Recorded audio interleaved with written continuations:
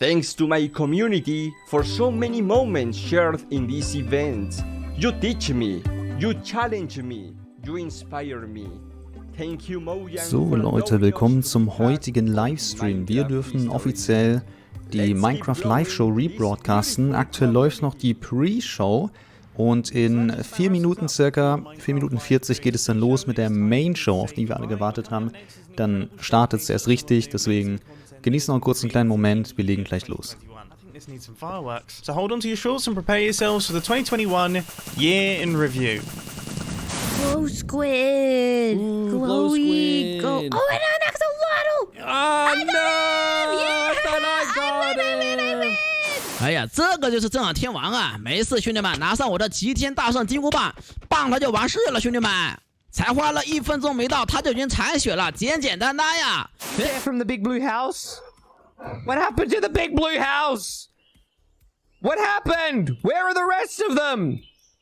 Where's the moon? Attack. Okay, we're doing this. We're getting a little bit closer than I wanted to. Oh man, my dragon is not doing good. It's hard to aim. There we go. We got him.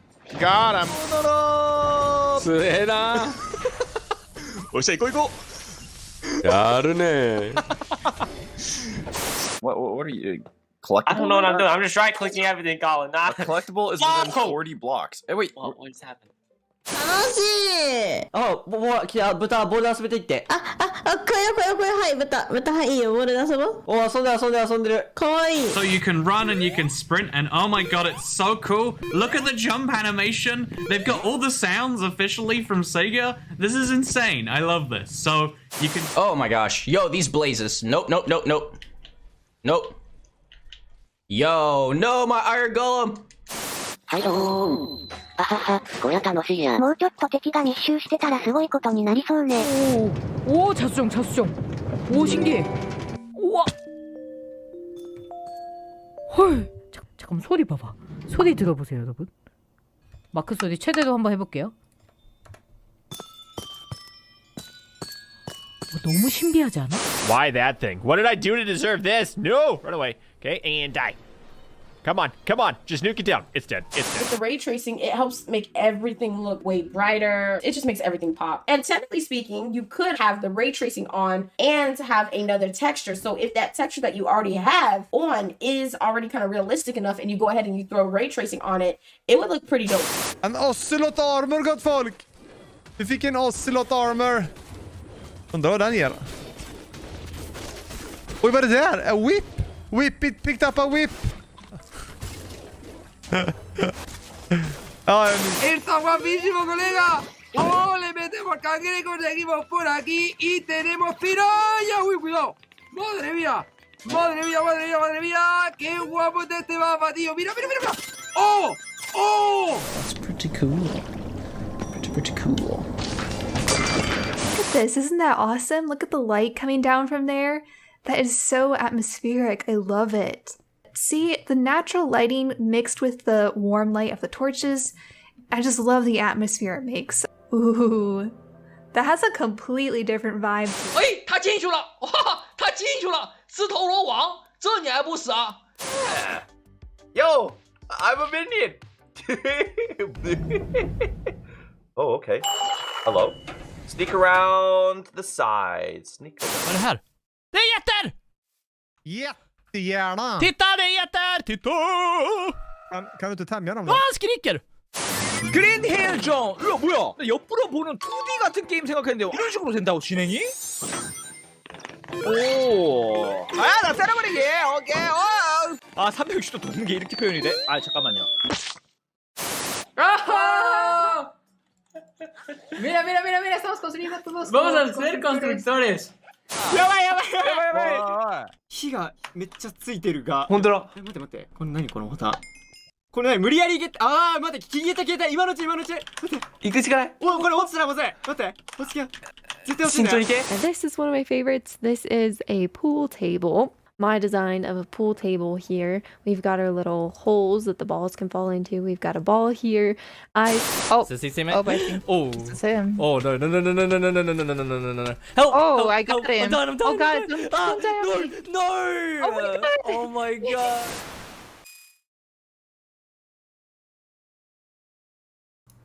So Leute, und damit müsste es auch schon losgehen mit der Minecraft Live 2021.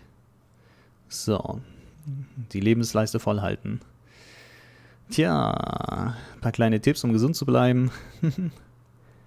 Social Distance Respect at all times und so weiter und so fort. Und stay hydrated, Leute. Stay hydrated. Wir haben offiziell jetzt um die 90 Minuten Main Event.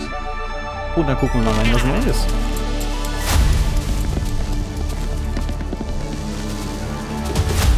Wir müssen beim Ton noch mal ein bisschen schauen. Ich werde gleich noch mal gucken, wie es am besten gepflegt wird. Ich hoffe, man kann mich und den Stream gut hören.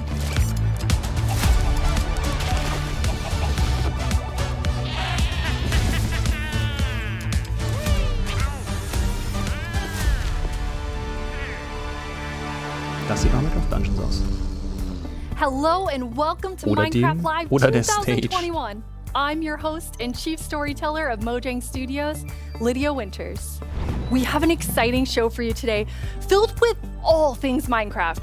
You'll vote a new mob into the game, hear what's happening in Minecraft Dungeons, learn how to design and play with your own Minecraft mob, find out the next Minecraft update, and much, much more. Seriously though, we have a packed show for you. Okay, The Leute, best volles part is Programm. that you Nächstes get to hear everything Minecraft-Update wird directly from the vorgestellt. cool humans making Mobvote ist it. natürlich They will mit give you drin the und auch inside noch alle knowledge anderen that no Microsoft-Produkte im one Sinne von outside of Minecraft sind Mojang hier am Studios Start. knows.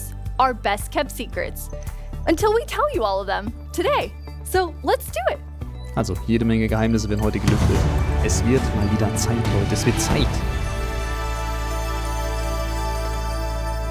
Our social team will be tweeting throughout the show and want to know what you think about everything we announce. Hang out with us Ihr here könnt and die also Show there. parallel auf Twitter mitverfolgen. Last Vom year, we offiziellen announced quite an @Minecraft-Account anticipated gibt es update, regelmäßig the Tweets. Caves Dort and the wird auch dann Cliffs das update. Mobvote We've seen stattfinden. all the incredible things you've done with Caves and Cliffs Part 1 and can't wait to see what you do with Part 2. Agnes and Henrik are here to give us a peek into the surprising development process for Caves and Cliffs Part 2. Hi Agnes, hi Henrik. Hello. Und ein paar Details über Caves and Cliffs Teil 2 gibt's. Also die Minecraft 1.18. Wie es in der So Entwicklung excited. war. And Henrik, it's your first time on the Minecraft Live stage. It is. It's not your first time though, right? It Das is Mobvote not wird my auf Twitter sein, first richtig. time. You two are going to tell us about Caves and Cliffs Part 2, and the thing that I think is the most amazing is how involved and how essential the community was to making it. Yes. Yeah. This update changes basically Also, everything geht about, die Minecraft about the world 1.18. generation in the game.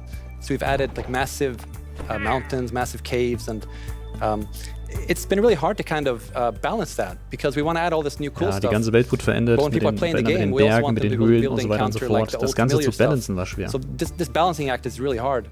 So as designers and developers, when we test the stuff we built, how do we know if it's any good, right? How do we know if it's better? So we've needed a lot of help, and we've definitely gotten it.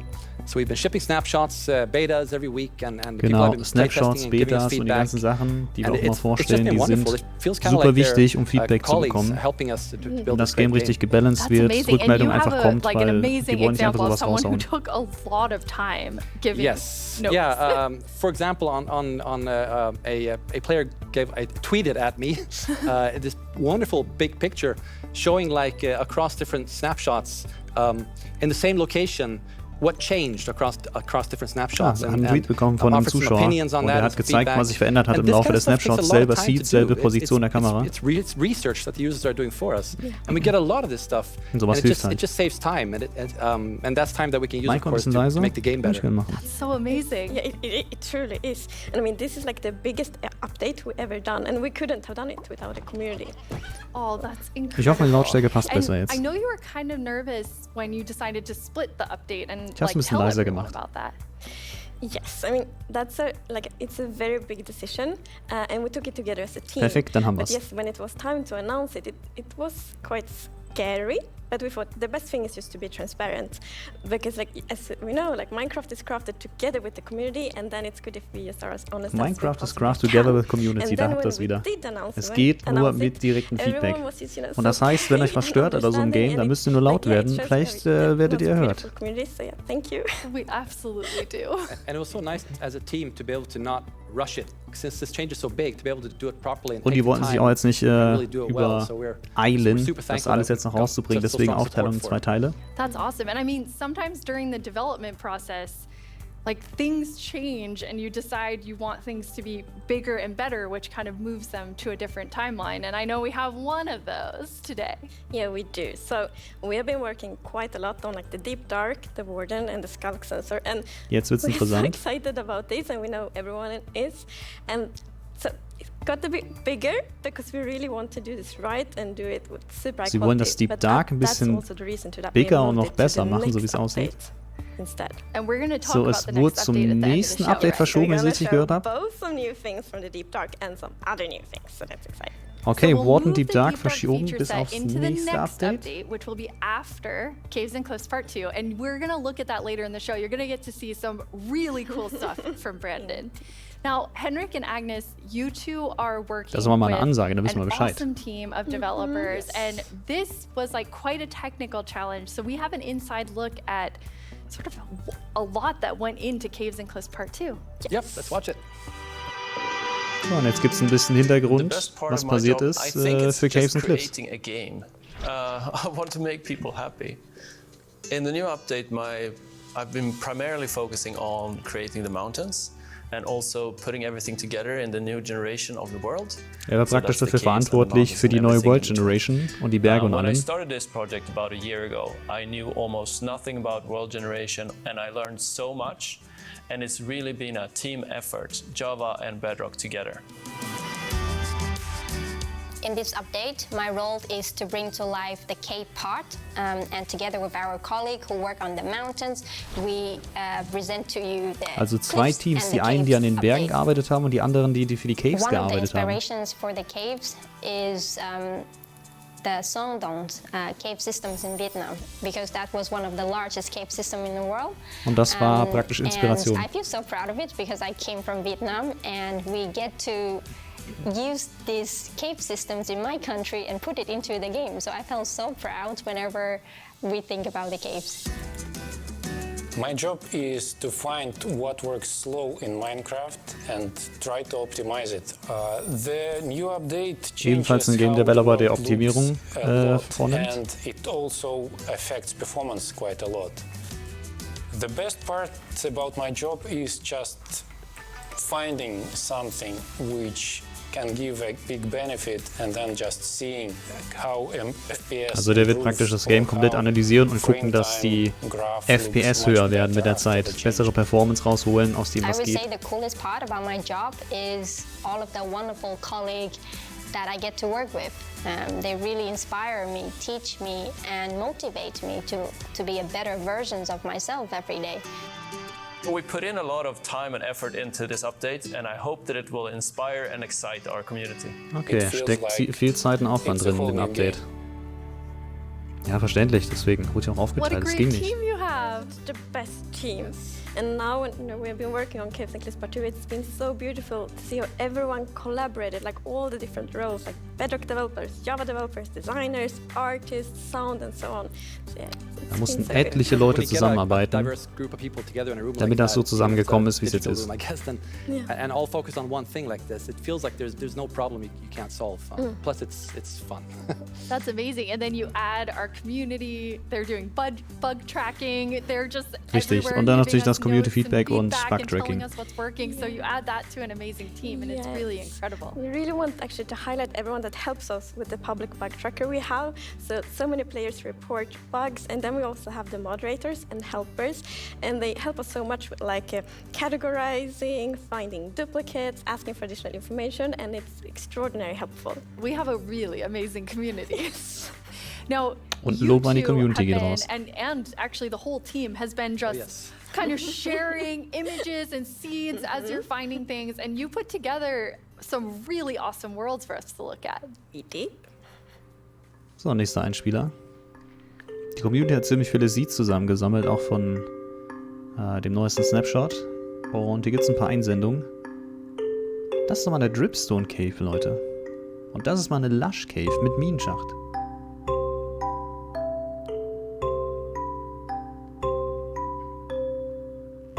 Und das sind mal Berge.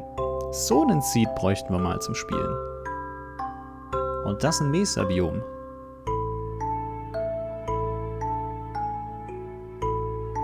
Ja, so ein bisschen so in der Art, kommt es mir bekannt vor.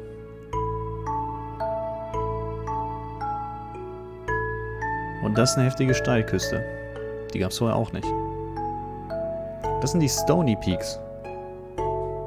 Mit Kalziterzadern. Oder was, naja, ist nicht ganz unbedingt ein Erz, aber mit Kalzitadern. Und da ist ein Dark Forest. Mit Gebirge. Wow. Das waren krasse Welten. They're beautiful. Yeah, what's interesting about this is when you look at that video, like initially the plan was just big mountains and natural looking cool mountains and caves, but as we started working on it, the scope kind of grew because we realized that we need to change all the terrain to make this all fit together. But once we started seeing that work, and it was so okay, fun to see how the ursprünglich haben sie auch gedacht, dass es einfacher wird, we're bis really onto es something. dann This is gonna doch be great. etwas komplizierter Seeing that wurde. inspiration spread and then also spread out to our community through the snapshots has been really fun. Die Biome müssen natürlich alle ineinander greifen und so weiter und so fort. We get distracted You all the found time. so many cool places, and I feel so inspiring, and that's what we want to do with Minecraft. We want to inspire everyone to play Minecraft in their own way, and like we really feel that this new world generation inspires you, like going on adventure, building. Ja, und jeder soll telling Minecraft so spielen, wie er mag. Der eine geht That's erkunden, amazing. der andere geht was bauen und die Welt inspirieren dazu. Jetzt baut jeder eine Bergbase auf einem Berg. Vorher war das nicht so ein Ding. Worlds that are like 10 years old, and I just love the approach you took to keeping everything really safe for players who have existing worlds. Yes. Genau. Und für existierende Welt muss natürlich alles so bleiben, wie es ist. Like Minecraft should be a game you can trust, because if you know that it works and it will work for many, many years, then Und man soll Minecraft vertrauen können, das soll auch für viele Jahre noch so funktionieren. Und die eigene Welt sollte am besten gar nicht zerstört werden durch ein Update, was dann alles zerreißt. Hier ein Beispiel, genau. Jetzt wird Blending eingeführt, also der Übergang von den alten Chunks in neue Chunks. Und die werden angepasst. Die kennen wir noch alle von früher. Und demnächst sieht er so aus. Es wird nicht mehr auffallen.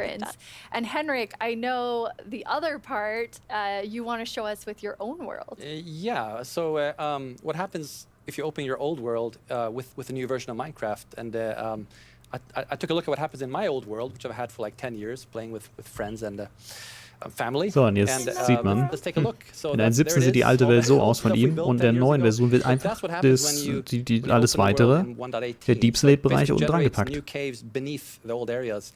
Also es taucht einfach ganz spontan auf dann drunter. Wow, look what I found. Don't look, Henrik. 10 Jahre in der Welt gespielt, nie nach unten durchgekommen, aber auch Sachen gebaut und dann auf einmal durch das Upgrade kann man runter. Das ist sehr, sehr krass. Like digging straight up, well, not straight down actually, but I'm gonna see what's under my base. That's so cool. I just love that it adds so much to the existing worlds that our players have. And so you're keeping them safe and adding a lot to it. And that's also an important thing. We don't want to force players to have to pick between just the new or just the old. So we want them to be able to experience both things in the same world. Okay. That's amazing. Die wollen doch, dass man alles in der einen und derselben Welt immer entdecken kann. Nicht eine neue Welt erstellen zu müssen. Right. Will Java and Bedrock get part 2 at the same time? Yes, the plan is to release this on Java and Bedrock at the same time, and also to ship it with what we call seed parity. And that's what does that mean? Es soll auch eine Seed Parity zwischen den beiden Welten geben, wenn man denselben Seed einträgt, in der Bedrock sowie in der Java, dass auch dieselbe Welt generiert wird. And that's driven by the seed. And when you create a new world, it gets a randomly generated seed. Genau, das sagt er jetzt But if you auch. dig that seed up, if you really like what you see, you're like, wow, this world is wonderful. I want to share it with my friends. You can dig up that number and share it with others. And then if they open a new world with that seed, they'll see the same thing. But what's new for this update is that that also works between Bedrock and Java. That's amazing. Dass das zwischen Bedrock und Java unterschiedlich war.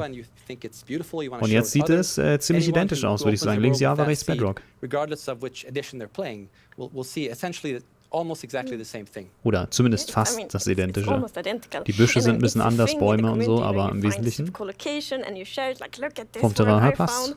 And before you couldn't do that with players on the other Bäume edition, sind ein bisschen but now anders beispielsweise, everyone aber can share kommt cool das Gleiche places eigentlich together. raus. And I think that's really nice. It's really amazing. I mean, when you find these amazing, epic things in Caves and Cliffs Part 2, you obviously want to be able to share them. So seed parity is huge. I think everyone's going to be so excited about So we're not 100% there yet, but close. It's Getting very close. similar.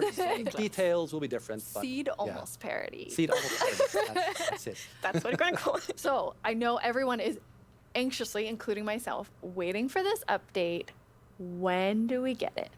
So it's actually almost done. So we're going to release it in a month or two. That is amazing. Also, das Thank you so Update much, ist Agnes fertig, and by the way. Henrik. Das Thank you. 1.18 Caves and Update. Cliffs Und wie Part gerade 2 gesagt will be wurde, coming in to a screen 1 near bis 2 you in Monaten 1 to 2 wird es months. released And werden. speaking of screens, soon there will be another place to play Minecraft. On November 2nd, Minecraft comes to Xbox Game Pass for PC. Minecraft. It's a game all about togetherness and teamwork. Let's take a look at some of Minecraft's most terrific teams. Zombies and the Drowned. Okay, kleiner Einspieler wieder. Maybe not the best example. Let's try another. Cobblestone and Mossy Cobblestone. Ja, das ist auch ein Team. Relationship that's truly rock solid. Oh dear. How about Steve and Creeper? Ich glaube Steve und Alexa maybe not vielleicht. Steve and Creeper. Not them either. Ooh, that's gotta hurt. You realize this is going out live, right? If we don't find a great example of Minecraft togetherness soon... What's that, Goat? You've got the best example of togetherness yet. Okay. So, und zu was passt die Ziege? Minecraft Bedrock Edition and Minecraft Java Edition. Okay. Finally, coming together for... No. Jedrock Edition. Absolutely not. Bava Edition. That's the ticket. Minecraft Bedrock Edition and Minecraft Java Edition are coming to Xbox Game Pass for PC. We debated Oha. which edition to add to the service and decided why not add both. That means Game Pass for PC will be the only way to get Bedrock and Java in one place. Convenient. Okay. Perhaps a little too convenient. Muss man sich nur den Game Pass In any case, gönnen? starting in November, you can play the original Blockbuster, Das hat gerade irritiert. its cross-play supporting cousin, and a cartload of other games with Game Pass for PC. Ja, vielleicht ist der Einstieg für Leute in die Java-Edition jetzt einfacher. Does have PC games. So kriegt ihr 2 Versionen I can't wait in einer to play Location. those PC games with my 2 best friends. Ah, the sweet smell of togetherness.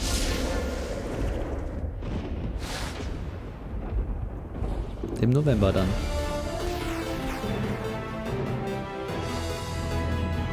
Hello, Minecrafters of the world. So, nächste I'm Location. Fubuy, and I'm back yet again to help guide you through this year's incredibly important and potentially Mob vote? life-altering vote. Remember the Phantom? For an amazing mob that will be added to Minecraft. Remember the Phantom. Ob euch das Phantom erinnert. Das mögen anscheinend nicht so viele. Here's how it works.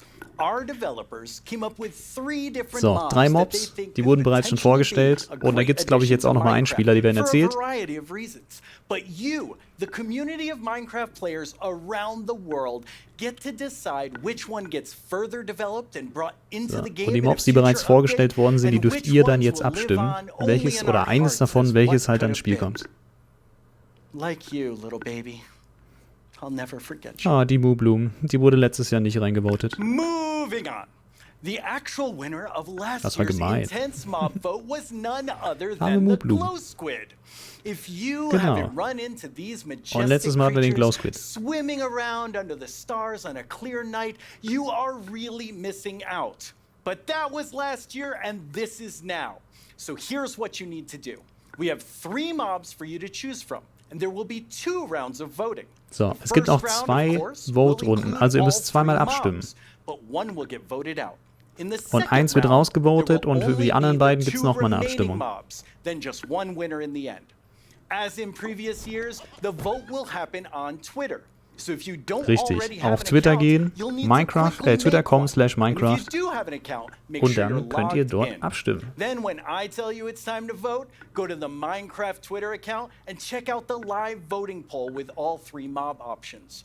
Pick the one you want to see added to Minecraft and Genau. click to cast your vote. That's it. Den It's auswählen, den ihr super haben easy. wollt. Well, the clicking part is easy. The choosing Und part dann considerably viel more Glück. difficult. Now that you know what to do, let's go over your options. And who better to talk about our 3 potential Die new Mods haben auch mobs den Link than zu someone Twitter who is tiny in gepostet im size, Chat but never in heart. The zu one, the only, dem Tiny Minecraft-Account, Jens. wo dann die Tweets kommen werden. Hey, Tiny Jens.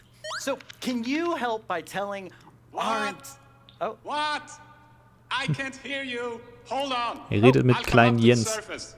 Okay. We'll Muss es just mal wait. rausklettern. Oder an die Oberfläche. Oi, oi, oi. Watch it there. Can you hear me now? What? I still can't hear you. Er kann ihn noch nicht hören. Er hängt noch in der Höhle drin. Patient. Ooh. A little testy. Just Phew. Oh, Tiny Jens, you made it. Can you tell our viewers all about this year's mobs? I'm actually very busy. I lost Tiny Agnes again. I had retraced my steps. Er verliert and now I have ständig to go Agnes. all the way back down there. Oh, I'm sorry about that. But don't worry, don't worry. I know someone who can fill in for me. Great.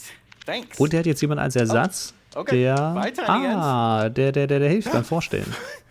Jens, you're here. Hi, Boo. Hello. Einmal raus gut mit der Kamera. Das ist jetzt Real Jens. Tiny Jens sent you while he looks for Tiny Agnes once again. Exactly. He's It's a tough job. It really is. Yes. Well, since you're here, can you please tell everyone all about this year's mobs? So, und jetzt gibt's Details nochmal zu den neuen Mobs, vielleicht was Neues. The team came up with 3 lovely creatures that we believe that players will enjoy interacting with, and they are the Glare, the Lay, and the Copper Golem. Genau, Glare, Allay und Copper Golem, also Kupfergolem.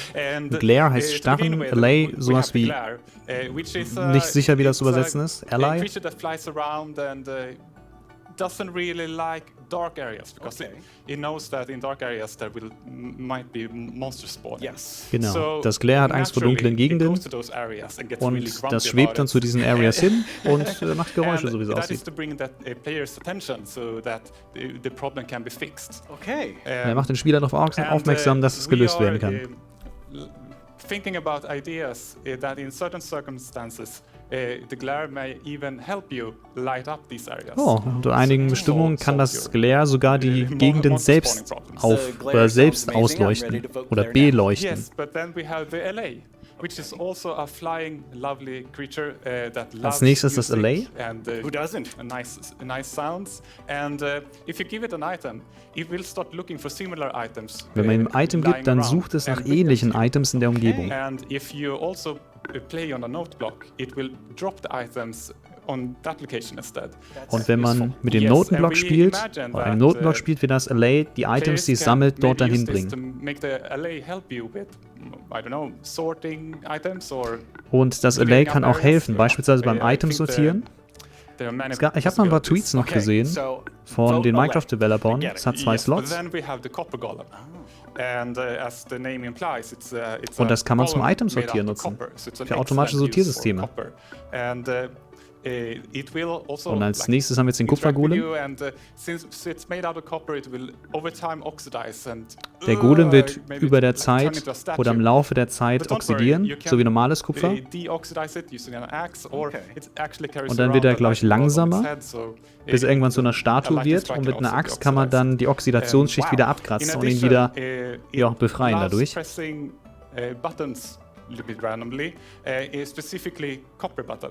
Und er drückt zufällig, wirklich nur zufällig Knöpfe. Also mal hier, mal da, randomly einfach Knöpfe drücken. Copper Golem, Allay, Glare, all sound good. How do people choose? I think it's going to be quite difficult. But you've given them a lot to think about. So I think people will figure out what they like the most. Yes. Well, thank you so much, Jens, for coming by. Okay, so viel zu den Mobs. I have now a creator question for you. Hola, soy el 997 de México y tengo unas preguntas para ustedes. Primera pregunta, ¿cómo deciden qué mobs poner a votación? So, und jetzt eine Frage, wie wird entschieden, welche Mobs überhaupt oder wie die überhaupt entwickelt werden zum Vorschlagen oder wie die überhaupt drauf gekommen sind und wie der Prozess dahinter ist. Okay, those three questions I think everyone wants to know the answer of. Yeah, well, ideas and inspiration can come from many places. Sometimes it just spontaneously appears. Manchmal kommen die Ideen spontan einfach. Often like you play other games, watching movies or playing Minecraft. Manchmal auch aus anderen Spielen oder Filmen oder einfach von selbst Minecraft spielen. Also a great help. They have so many ideas and they do so many fun things. So we have a lot of ideas to work with and we need to figure out like which ones do we want to do next. And a good way of doing Die müssen that sich is eher entscheiden, was als nächstes machen, nicht welche Idee sie nehmen. Improved. Nee, also, dass sie neue brauchen, nach dem Motto. I lost my train of I mean, there's so many different ways that these ideas come, and that's really exciting to hear. Yeah. So when the community votes on a mob today, that mob is going to move forward towards being in Minecraft. Like, how finished already is that mob, or is there a lot of Genau, und jetzt die Frage, wie fertig das Mob schon ist. The big concept that we wanted to do, but once we have the mob in the game and see how it interacts with the areas and other mobs and items, that's when you kind of find the last magic little details to make it really great. I like hearing about the last magic Okay, also grob wissen die auch schon, wie es finalisiert aussehen soll, aber die kleinen Details, die können sich noch ändern. All right, now you know what your options are. And if you already knew, you know a little more about them. Soon, I'll let you know when the first voting round goes live. For now, let's take a look wir kriegen dann at Bescheid, wenn die erste something Voting-Runde fantastic beginnt. coming to Minecraft that you don't even have to vote on. Earlier this week, Lydia spoke with Fanny and Quinn from our awesome creator team over in Redmond to get a first look at some interesting things they've been working on. Each year, we show you some of the cool new things made by our creators for Minecraft Marketplace. This year, we're going to do that and show Okay, you dann how gibt es to jetzt gleich start nochmal einen neuen creating Einspieler. Minecraft things yourself. Es geht um den Minecraft Marketplace. I finally made my first mob. It's very weird. Fanny and Quinn are here to tell us all about how we can all become creators. Hi, Fanny and Quinn. So, und die sind vom Marketplace und erzählen grob, fassen mal zusammen, wie man selbst auch Content dafür produzieren kann. Our creators and what a better place to do it than surrounded by the art that they have created. I know. I walked onto the set and I was like, oh my god, those are Jollycraft skins. Those are Cupcake Brianna. That's Cost Studios. It was so Wir cool. kennen die ganzen Sachen wieder, die an der Wand hängen. Skins and worlds and concepts all on the wall. They are really amazing. I mean, the creativity from our creators, those names, that makes sense now. It's just mind-blowing. Before we get too far in, though, we should probably explain to everyone what is a creator? Yeah, of course. So a creator is really anybody who makes anything in Minecraft. You know, whether you're doing skins, textures, worlds, terraforming. Okay, als Creator zählt jeder, der was mit Minecraft macht, also Skins kreieren, Maps und so weiter und so fort. For me, the way that I always like to think about it is that a creator is anyone that makes something in Minecraft and then shares it with someone else. And that can Und jeder, der was be erstellt und like dann teilt, sharing it with their zählt friends als at Creator. school, or that could be a team of creators that sell something in the marketplace. And then everything in between, right? And our mission really is to empower all of them to make whatever their imagination is telling them to do. Und die Aufgabe von denen ist, dafür zu sorgen, dass jeder dazu in der Lage ist, das auch zu kreieren und bereitzustellen. Yeah, it's just such a cool thing to be able to work on that everybody can be a creator. That is Ja, so und cool. wer And möchte, kann das Fanny, eigentlich auch you jeder machen. mentioned tools. I think it's so interesting. Your team is actually building things that creators use to build things on top of. Und der nächste kann es wiederverwenden und auch noch was drauf bauen. That you've made. Oh God, that is such a hard question. We have so many, but I'm going to be a little bit selfish for a second and just pick one that I worked on recently. Like, as a manager, I rarely get the chance to actually write code, which I love doing. And this time we had a game jam, and I actually picked a creator community request, which is like implement a damage command that will help you like do cool effects with other mobs. And I just worked with a designer, and we created this together. And I'm so excited to know that the team is actually now taking my code and is going to ship it for real. Very excited about that. Yeah, that's just so cool that you're able to do something just in a game jam, and then it turns into something real that our creators can use. For me, my favorite is the structure animation. Last year, we shipped a map called Suburbia by Jiggerbob that is basically this world that you can manage your city, create plots for commercial, residential, balance your economy. And every single time you place one of Okay, those ist ein bisschen plots, komplizierter. Die gehen auf ein layer paar by layer by spezifische layer, Beispiele ein, adding just this immersiveness was ihre and polish Favoriten to the map sind that just makes aus it, dem I don't know, Marketplace. above and beyond. That's so cool. I mean, so many of our creators are using the innovative tools that you've made to just like expand what they're working on. And we have some awesome examples of that. Okay, und jetzt gibt es aber ein paar Beispiele. Ein Inventory-Lock. Kann nicht gedroppt werden. Und Structure Animations. Also in Bedrock Marketplace kann man so viele Sachen finden.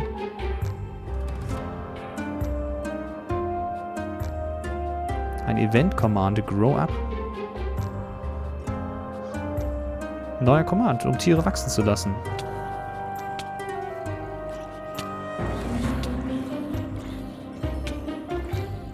Scoreboards in Text und nicht in Scoreboard-Form an der Seite.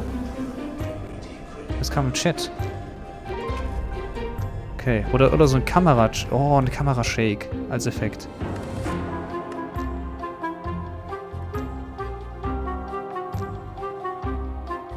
Geburtstagsparty in Minecraft. Okay.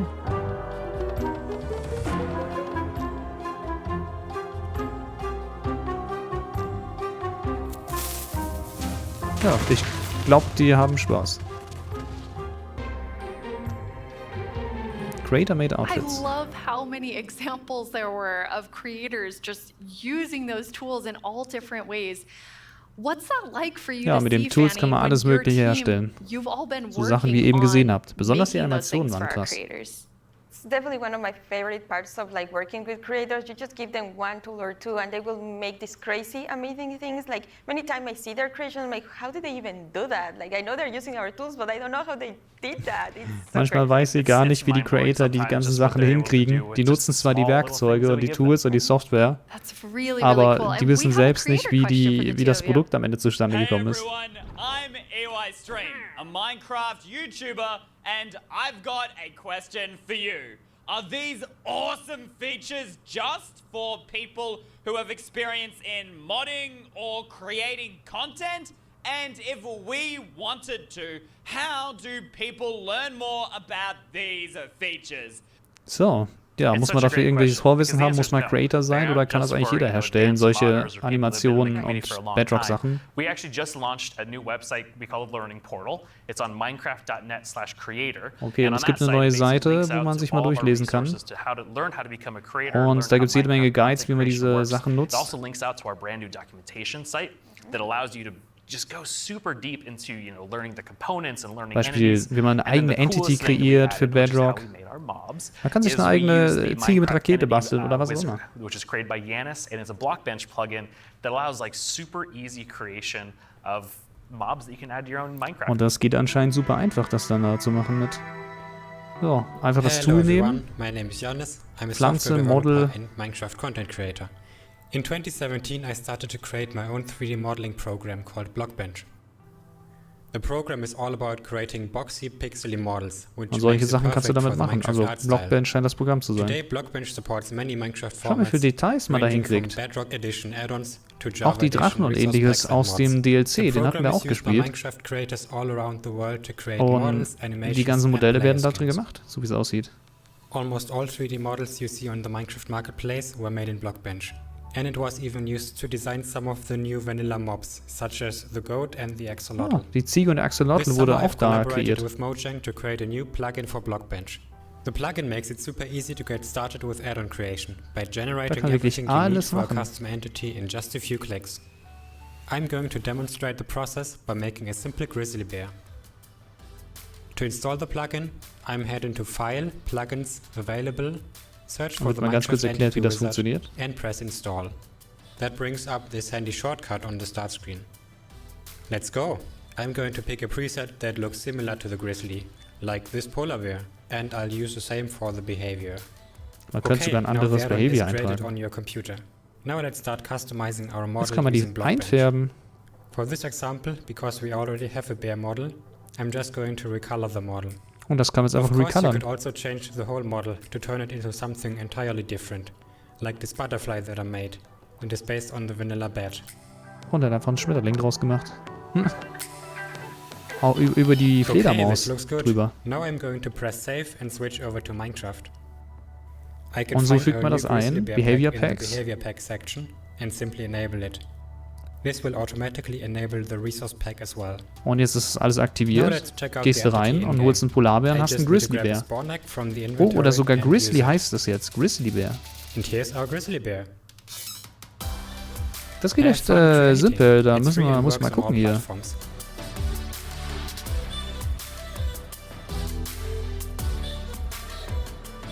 I already told you all that I made a mob, but actually all three of us made Ja, mobs sie hat auch einen Mob because we gemacht. wanted to showcase that Beziehungsweise alle drei, die hier anyone sind. can be a creator. So Fanny, tell us about your adorable mob that you made. Thank you. Yes, I was so excited to know that Blockbench was a thing because I immediately thought I need to Und jetzt add erzählt my sie erstmal dogs von to ihrem Mob, was sie Minecraft. hergestellt I hat. really love them, and I was just so excited. glaub, Like es geht in die Blockbench Richtung made it Husky. very easy for me to just obsess over Oh. every single detail. Like every pixel was like, does that look like my Sieht dog? aus wie das And then I Hundemodel, also was nochmal modified the modifiziert wurde. geometry, especially the tails, to look like the exact twist that my dogs have. I really obsessed a lot, and I was very happy, especially when I was able to add my own animation. I'm definitely not an art person, and I just made it so that it like wiggles their tail when they're sitting. I was just so happy to be able to do that. They turned out so good. I thought it was super cute that you're able to get both of them in there. Thank you. So me being kind of born in the Pacific Northwest, outdoorsy. I mean, I'm wearing flannel on the stage. I wanted to kind of pull something from that nature. So I made Evelyn Evergreen. She's this kind of cute little ein kleiner evergreen tree Baum. that you maybe see, walking around the deep forest. Kind of fantasy driven. Then I animated the Ein arms. and the kleiner legs, just Baum these auf little Beinen stick und legs mit that kind of walk Ärmchen. around, just to add something, kind of cute and cool. Ich to the glaube, wir forest. müssen demnächst auch mal wieder einen Her Mob eyes are machen. really staring Oder right was mal into wieder, my müssen auch mal soul. eins I machen. love it. I would love to just happen upon Evelyn in the forest. So I went a totally different Und jetzt ihr direction Mod? from the two Ihr of Mob? you. I know, Quinn, you built your mob from scratch. Fanny, you built yours on top of a wolf. I built mine on top of something. I did not animate. I just wanted to do the beginner's course of Blockbench. Okay. And so I made something very near and dear to my Florida heart with a twist, which is what I'm calling an alolotl, an axolotl, and an alligator. Ein Alolotl, ein Mix zwischen Axolotl und Alligator. Pretty good mashup there. I think it's great. Yeah, I thought an alligator and axolotl would be super innovative when added together, but it does just look like a dragon. But I'm okay with that Oh, because sieht aus wie ein Drache. I am a creator now based on your definition because Exactly. I made that and I showed it to all of you, which seeing something Ja, that you und make schon ist man ein Creator. in So a einfach game geht that das. you've played, for me for 11 years, it was amazing. It is so rewarding, really, to be able to just do that. So we encourage you all to try it. Like if someone that paint is the only skill that I have, I know everyone can do it. So please go install Blockbench and try it out. We would be so, Ja, gerne so mal incredibly ausprobieren. Proud to just see everything that you have built. We Kann would sich love to jeder see it. ziehen, das Tool, und selbst mal probieren, einen Mob zu entwickeln. Post them on Twitter, post them on Und wherever you do. ich glaube, es geht auch für die Java-Version, wenn ich das eben richtig verstanden hatte. Oh, I can't Das wait to heißt, see what da everyone müssen wir mal else ran. creates. And I mean, I think that our Phoenix, mobs are definitely vielleicht. ready for the mob vote next year. So we don't even have to work on anything else. These three are perfect. I'm gonna have to talk to Und the team ja, about das wären die that. Mob-Votes für nächstes Jahr. So we're not Nein, wenn's professional creators, obviously, by our mobs, even though they're lovely. But Quinn, you get to work with people who this is their full-time job, making Minecraft content for Marketplace. What is that like? It's something that I'm just immensely proud of. Being able to see Wenn man das, by the way, so Fulltime many macht, people also man engage kann das in the Fulltime machen, das ist ein marketplace richtiger and Job. allow creators Content to zu kreieren become für die Minecraft full-time Bedrock. Minecraft content creators as their careers. I think it's incredible too because the marketplace doesn't just support these huge studios, but we also have really small independent creators that make just texture packs, or like Charloquin Schematics. That's just a family. Man muss auch gar nicht große Sachen machen, es sind auch kleine Sachen, Texture Packs oder kleine Schematics zum Einfügen. And make it their full-time jobs is something that is just so cool. There's so much new content that our creators have made that we put together a video with some of our favorites from this past year. Okay, und jetzt gibt es auch noch mal eine Zusammenfassung, was die Creator daraus gemacht haben. was schon verfügbar ist. Fußball.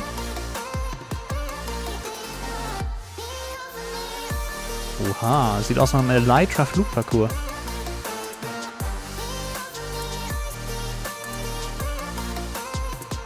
Tja, also man kann damit so ziemlich alles machen. It almost feels like a dream that I'm making a living, making content for the marketplace. It is the best job that I could possibly ask for.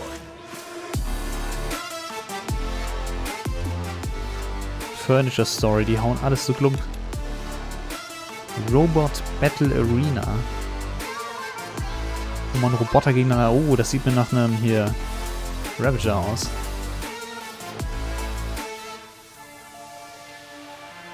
We just got to see some amazing reactions from the fans and people love the map, and that's just so heartwarming and lovely to see, and it really does put a smile on our faces.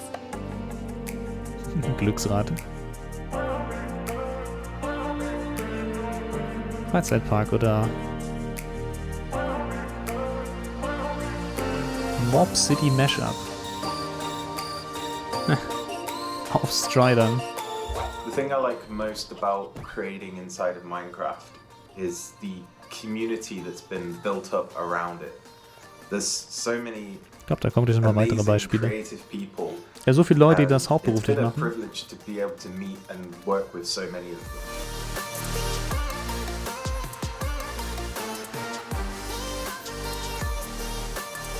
Den haben wir auch schon gespielt, den DLC, und ausprobiert. So, Minecraft Net Creator.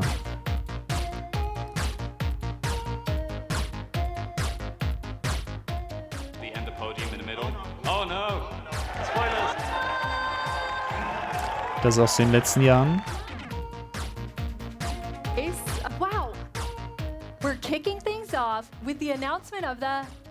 We're gonna tell you right now. The update Aquatic. Aquatic Update Village damals noch. and Pillage. Ja, Village and Pillage. Seriously, like, I'm so excited. Bees! Bees! Let's look at some bees. Ja, das war die 1.15. To finally have a Nether update. Und das Nether Update. Holiday update will have the cats, pandas, bamboo and scaffolding. Caves and Cliffs update. Und dann Caves and Cliffs, das war letztes Jahr. David Niesagen.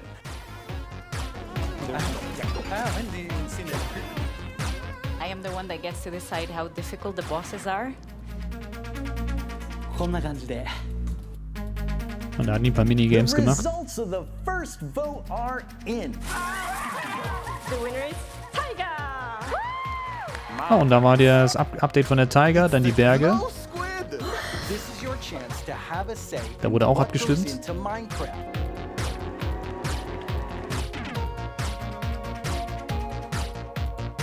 Haben wir alles im Re passieren lassen. So ging es die letzten Jahre ab.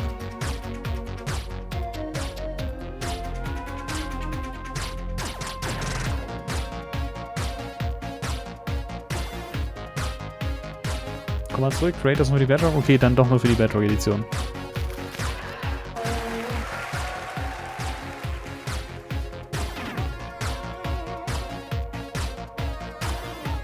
Go, go, go, go, go. What should I do now?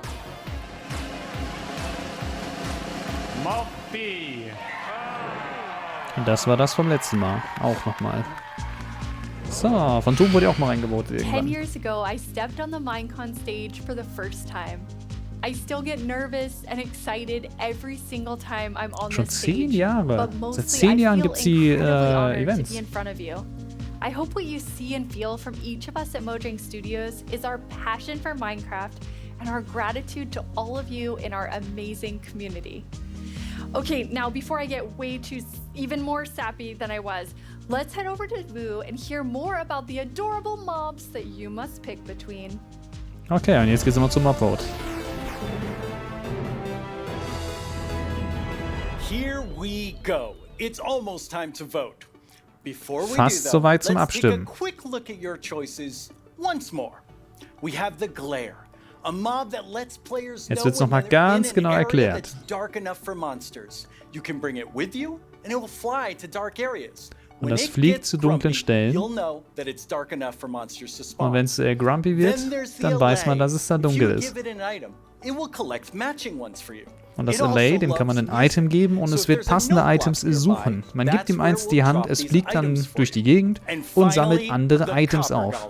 Geht für Item, Transport und auch für Itemfilter, automatische Systeme und vieles mehr. Und der Kupfergolem, der kann random Knöpfe drücken, der wird durch die Welt laufen können, der wird mit Kupferknöpfen interagieren können, die hinzugefügt wurden. Der oxidiert, dann wird er immer langsamer. Die Oxidationsschicht kann man entfernen, wieder mit einer Axt, dann läuft er wieder normal weiter. Eieiei. Und es geht langsam los hier mit der Abstimmung. But choose your favorite and go vote for it now. Yes, that's right. The Oh, poll ist es soweit? now open. To cast your vote, make sure you're logged Das into your Poll ist Twitter offen. account. Go to the Minecraft Twitter account and find the freshly Es ist launched soweit, poll es ist with soweit. all Ihr three könnt, choices. der Link zu Twitter Don't ist im forget Chat. to Ihr click dürft gerne on the abstimmen. mob you most wanna play Minecraft Es with. ist soweit. You can do it Glare, right now. Allay oder After the Kupfergolem. first round of votes, I'll check back in with you so we can open the final. Ich werde euch bei eurer Entscheidung selbstverständlich nicht beeinflussen. My name is Narrator, and I'm the star. Gegebenenfalls habt ihr schon ein bisschen was von gehört, wo ich mal drüber gequatscht habe. Aber es ist natürlich euch überlassen, was ihr am liebsten nehmt. About all the excellent shows you can watch on our channel. Subscribe tomorrow. Don't you mean subscribe today? No. Gibt bereits schon, How do you spell? na, wie viel Abstimmung? Also 10 Minuten Zeit haben wir für die erste Runde. These are just some of the Aber questions you can ask 74.000 our Bewertungen hat der studios' Post schon. brightest minds on Ask Mojang. We've actually received a question for us just now. Do you think making a video game is the easiest thing in the world? No. Literally no one thinks Und bisher sieht es so aus, dass Allay 51% hat, Kupfergolem 39% und Glare 8,9%. Every part of Minecraft Dungeons development. Und es gibt bereits schon 372.000 Stimmen. Put in the game. Maybe in Series 3. Meet a Minecrafter interviews some of the most incredible members of the Minecraft community. They asked me to appear on it, but I was too busy being young and cool and attractive and not lying. Okay. Man kann nur auf With Twitter so much voten, das happening stimmt. in the world of Minecraft, it can be easy to lose track. I Link ist wieder im myself only Chat. recently learned the Gerne abstimmen, blocks was are euer better to Favorit build. ist. Subscribe to our channel and you'll be the first to see our announcements, trailers for new updates, upcoming games, and the exciting future of Minecraft. Are you sure that's the right footage? Finally! This is our peerless show that tells you Minecraft's most scandalous secrets. Every month, we... We're out of time. Bye! No, we're not. We still have a few seconds left. Have a great Minecraft Live, everyone. No! Don't forget to subscribe to the channel and only watch my... So, und dann ist der Einspieler auch durch. Bleiben noch 7 Minuten für den Mob-Vote, Leute. Und jetzt nochmal Neues zu Minecraft Now Dungeons. let's welcome Laura to talk all about Minecraft Dungeons. Hi, Laura. Hi. So you have a pretty cool job at Mojang Studios. Yeah, I think I have the coolest job. It's sometimes difficult to believe, but I'm the lead designer of Minecraft Unfassbar, schon Dungeons, and that means 820.000 that I Votes bei dem get to decide Mob-Vote. a lot of small things and details and bring a lot of ideas to the table. So hopefully make the game a bit better. That does sound cool. Yeah. You and the Dungeons team have been working so hard recently, and Oh, you've yeah. recently had a couple of really cool releases. Yeah, it's been crazy. We recently released to Steam, and I did something that they never recommend you to do, but I did it anyway. And Oh, then I Minecraft Dungeons read ist jetzt auch, by the way, auf Steam, ne? reviews, and yeah, That's dangerous. Yeah, it was, but it was so positive. It was so full of excitement and love for the game, and yeah, we were so proud to see how much the community loves it. So yeah, we were very happy. And also this week we've released the Spookier Fall update, which brings back a lot Es of gibt auch ein spooky Spookier modifiers Fall to the Update game, Minecraft Dungeons, da ist auch wieder was gear, Neues a new gekommen. cape, a new Ich hab's noch gar nicht pet, geschafft, and die there's anderen my Sachen new nachzuspielen. favorite armor, which has a spoon Und ich muss noch mal irgendwie rausfinden, wie man Backups von seinen Charakteren erstellen kann. It's lovely. I like Denn it so much. ich habe schon die andere Version noch. But it might distract you a little. Hopefully not too much. So those just came out, but we also have some new and exciting things to look at Yeah. that haven't come out yet. Yes, let's check it out. So, und jetzt gibt es noch ein paar Neuerungen, die noch nicht gezeigt wurden. Zu Minecraft Dungeons. Ah, das kennen wir doch hier oben.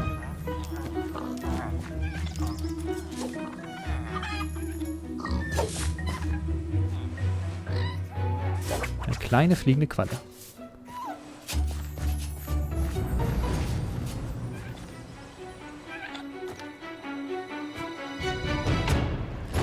Hochblockhallen. Ja, die gibt's schon.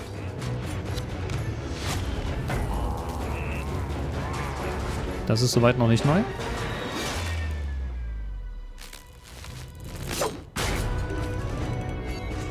Adventure Points, das ist neu. Und einzigartige Belohnung freischalten. Und der wartet mit dem TNT. Kaboom.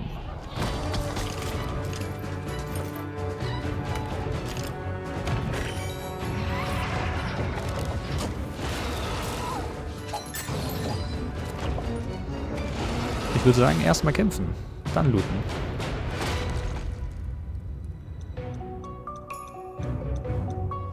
Jede Menge Emotes.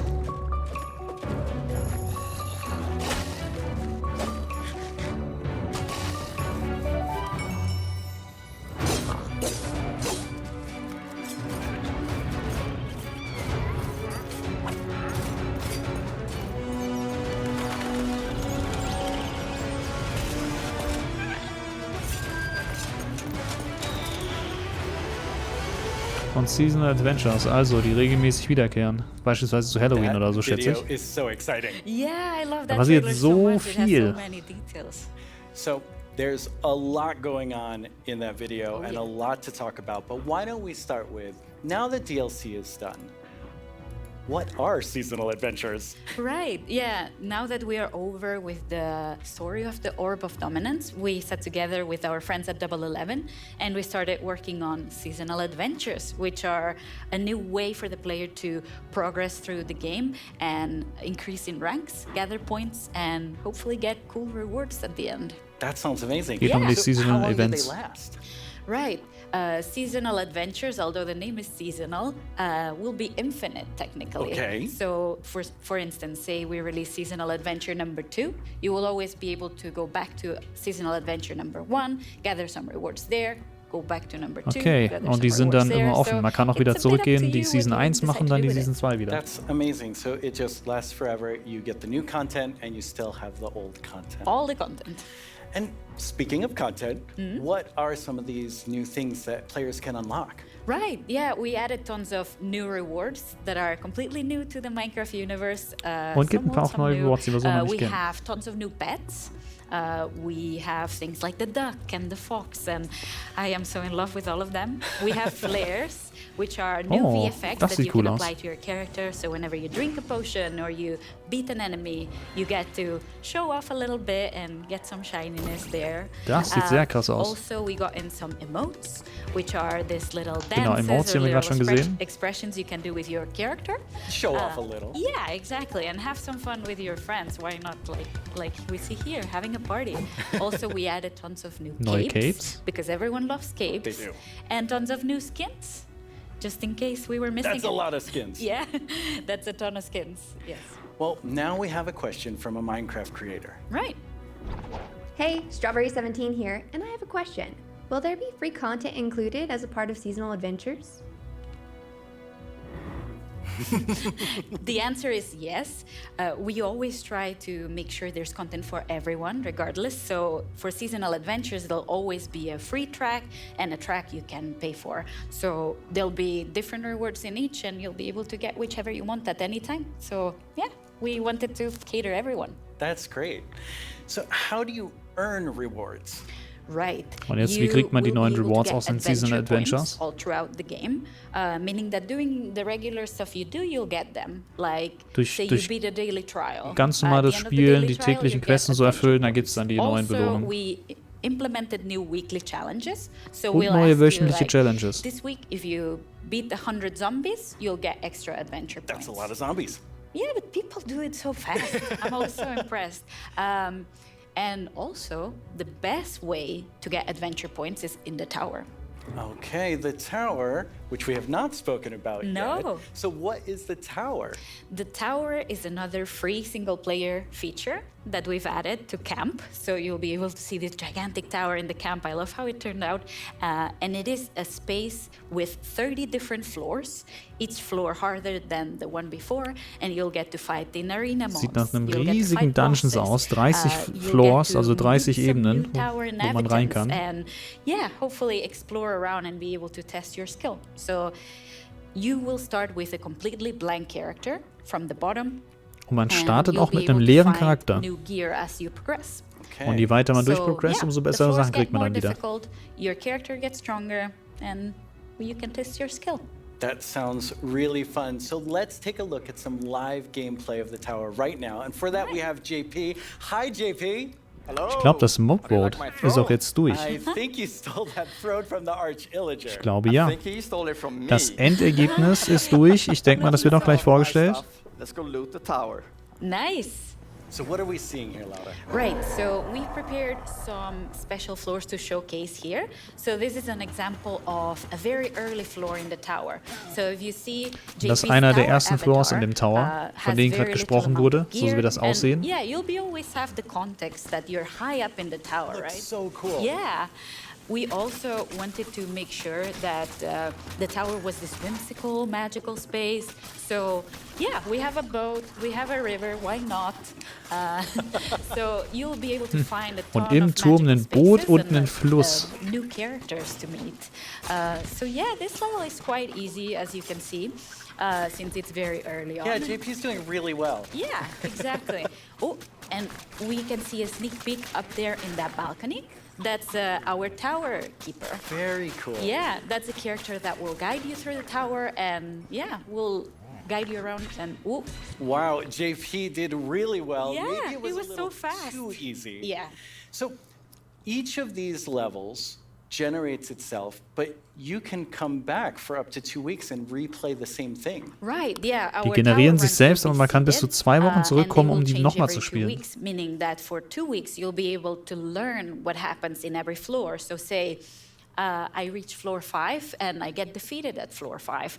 So then next time around, I'll remember, I should have chosen a different weapon and then I bet I could have done it. So yeah, you can share those tips with your friends and you can learn together how to go through the tower. Yeah, practice and get better. Exactly. All right, let's give JP Es gibt gleich noch a eine real zweite challenge Abstimmung, now. Leute. We're going to go up the tower to a much higher floor. Right. You ready, Und in der JP? zweiten Abstimmung wird nochmal zwischen den beiden Mobs gewotet, die jetzt die jetzt die meisten Punkte bekommen haben. Und das ist gerade ein Live-Gameplay, wo er spielt hier. So GP is right now fighting jungle mobs, but there'll be ice mob together with them, and there'll be some new mobs. Here you can see some tower und auch ein paar neue Mobs sind dabei wieder. That spawn fire in different new combinations. We also will have tower guards, which are extremely bulky guards. We even have a ghast in the mix. Ein Ghast ist noch dazugekommen. Wow. Sniped by it. So we're getting that's a tower guard right there. So yeah, we're getting tons of new combinations and new ways to experience the game and defeat mobs and find strategies. And Ghast looks really difficult. Yes, it is.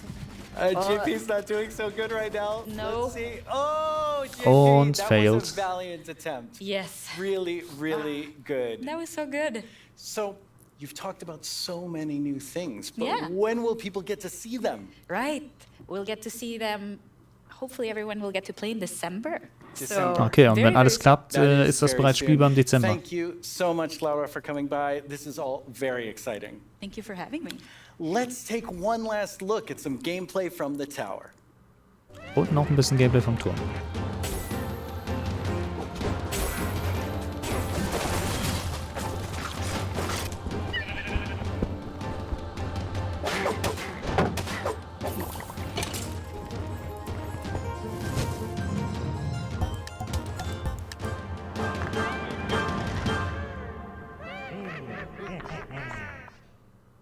Once again, our friends at Element Animation have made us something to enjoy and perhaps even sing along to.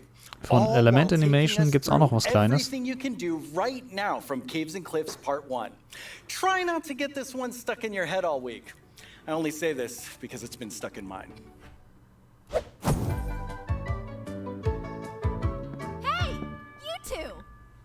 Have you discovered all the features in Part 1 of the Caves and Cliffs update? Zusammenfassung von Teil 1 Caves and Cliffs. Kerzen.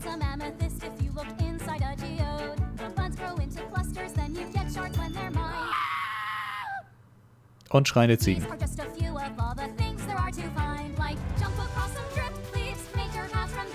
Drip Leaves. Puderschnee. Und nochmal schreiende Ziegen. Zu viele Ziegen. Kupfer. Lightning Rod. Kupfer oxidiert. Schöne Zusammenfassung. Die ganzen Erze. Schon wieder eine Ziege. Die schreit nicht. Aber die schreit.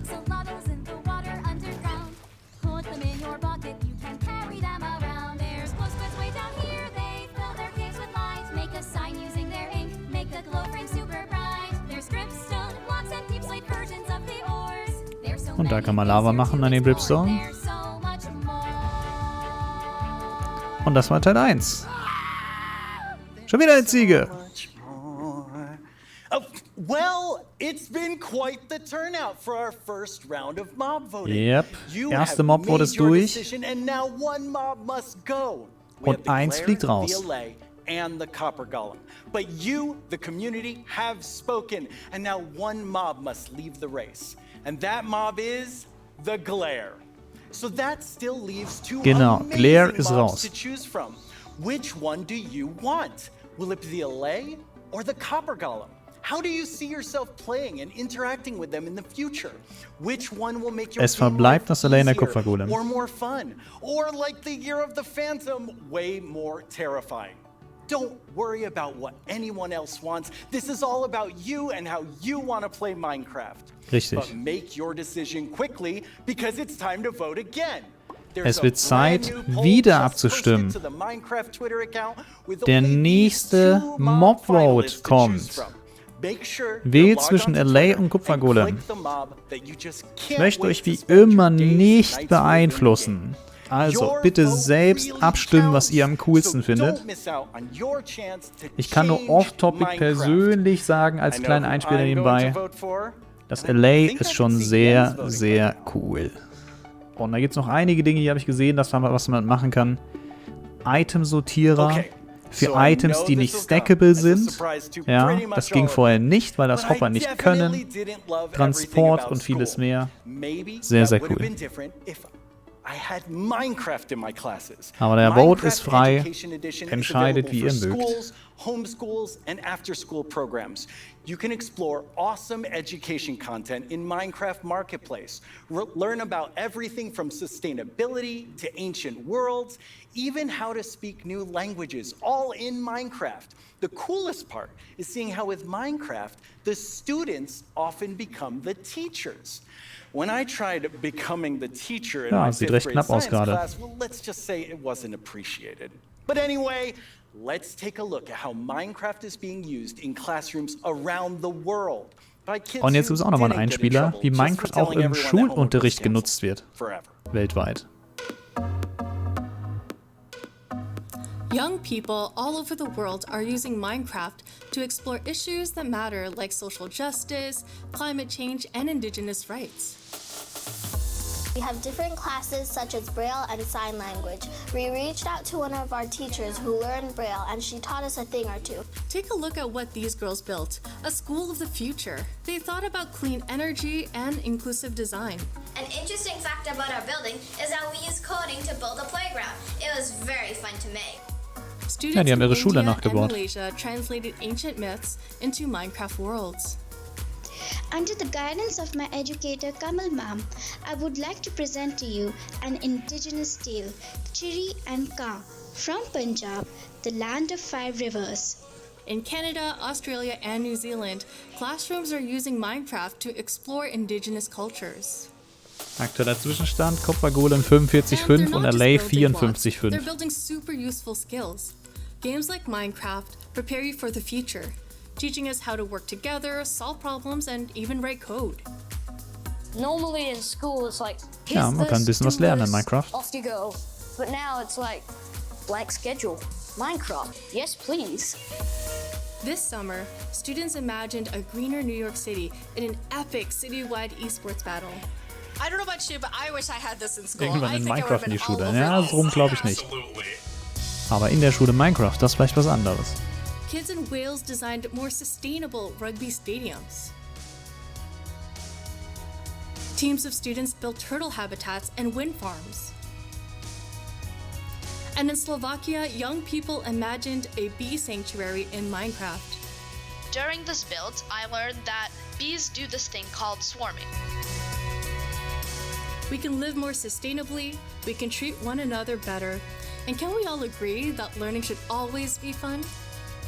Let's build a better world together. Game on! Genau, education.minecraft.net. Die muss ich auch mal irgendwann aktivieren. Um das mal zu gucken, was es alles gibt. Und jo, wir sind wieder... Ist das dschungeliger geworden oder sah es schon die ganze Zeit so aus? Big moment. Let's talk to Agnes about the next update. Welcome back, Agnes. Nächstes Update. How's the show felt for you? Content für das nächste Update. Fun show, and also of course we've shown so many exciting things.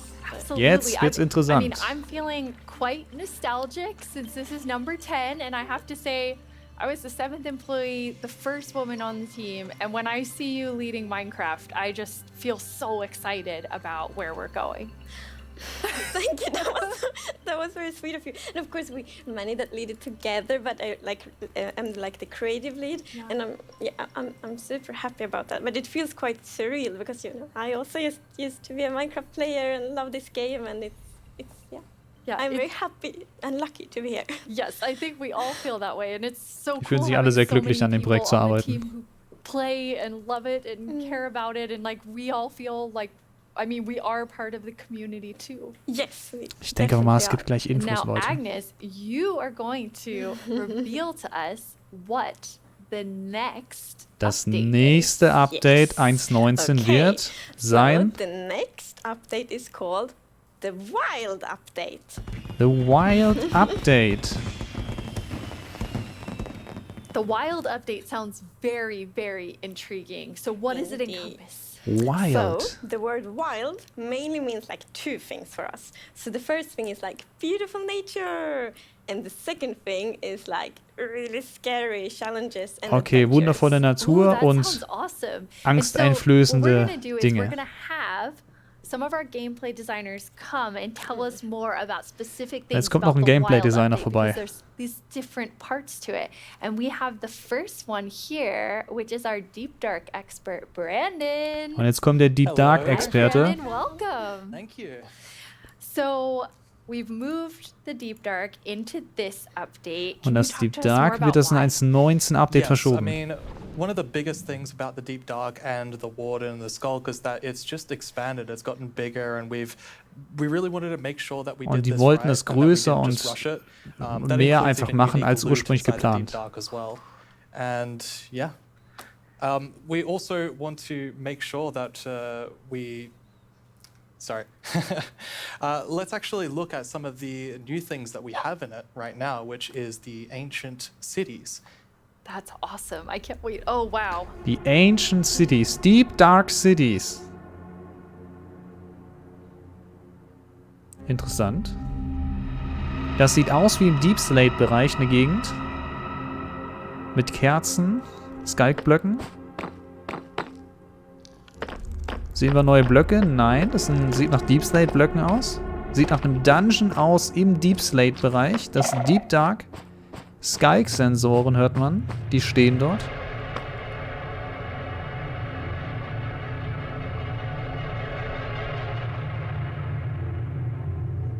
Okay, auch noch ein anderer Block. Nicht nur Skalk-Sensor, sondern was anderes mit noch einer schimmernden Oberfläche. Dort gibt es auch hier die Soul Lanterns.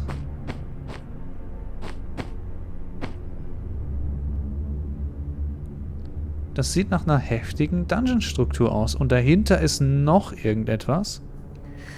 Wow. Aber das haben wir gerade nicht gesehen, glaube ich. Beautiful and terrifying at the same time. Like, I have so many emotions when I look at that deep dark biome. Yes, I mean, we really didn't want the deep dark biome to just be, you know, caves or just skulks spread around. We wanted it to add a bit more mystery to it. And, you know, there's this ancient city, and what is it doing there? We're not going to tell the players. We're just going to let them go throughout and explore and see what they come to. And there's even this, like, ancient structure in the middle of every single city, and it's got something interesting about it that you're going to have to explore in game. Okay, in jeder Stadt gibt es etwas in der Mitte und das muss man erkunden. Aber was? Das stand noch nicht zur Debatte jetzt. I love that it really deepens the mystery of Minecraft. Like, Minecraft is all about player stories, and Deep Dark definitely inspires the storytelling, I think. That's so cool. And so last year you showed us the skulk sensor, but I know you've been working on a little skulk family. It's a skulk family. Like, yeah, maybe they're not so cute. They're not so friendly, no. Yeah, last year we focused a lot on the skulk sensor, but since then we've kind of been trying to figure out what do all the different blocks in this skulk family do. And one of them actually is something called a skulk catalyst. Skulk Catalyst, ein neuer Block. The main thing about the skulk catalyst is it's actually what causes the skulk to spread. As you Der sorgt dafür, dass sich das verteilt. Such as a zombie near the skulk catalyst, it actually spreads skulk underneath it, and the amount is based on how much XP that zombie would have dropped. Okay, je nachdem wie viel XP dort gedroppt werden, verteilt dieser Skulk-Block das Zeug. Und das kann man noch ernten mit einer Hake. Auch der Skulk-Sensor mit einer Hake. Oh, and as you can see here, when you mine some of the skulk blocks, you actually get enchanting points. Man kriegt Enchanting Points? Yes, and of course, if you still want to get some of the blocks for XP? decoration or something, you can just use a silk touch. Da habe ich gar nicht drauf geachtet. Man kriegt XP, wenn man das abbaut? So when this block is activated, it's gonna give that really scary shriek sound that you heard now. Okay. And it also gives this darkness effect, so it's like pulsating darkness. Okay. Wenn der Skulk-Sensor das auslöst, oder wenn im Umkreis davon ein Skulk-Sensor aktiviert wird, dann wird es dunkel. No. And I will say to our younger viewers, in a minute we're going to show you a clip that's a little scarier, but I mean, Brandon, those have so many things that players can do with them. Like, what do you imagine them doing? I think the Skulk Catalyst is going to be really interesting because, you know, when you could create a mob farm with through the tech community. Usually when a mob dies, it doesn't drop XP unless you, the player, actually kills it. So with this, you might be able to create some sort of XP farm. Ooh. There's lots of opportunities. Okay, das ist interessant. Für Mobfarmen ist das gut. Wenn ein Mob stirbt, normalerweise droppt das nur XP, wenn der Spieler das killt. Aber wenn dieser Skulk-Block das killt, oder wenn der stirbt und der Skulk-Block das aufnimmt, dann gibt es ja Blöcke. Und die Blöcke, die kann der Spieler abbauen, AFK, theoretisch um XP zu farmen. And just whenever anyone's visiting I'm not going to visit your world. Interessant. Shriekers are just shrieking. We have a community question for you. Hi, it's Ginger from Germany, and my question is, what was the inspiration behind the Shrieker?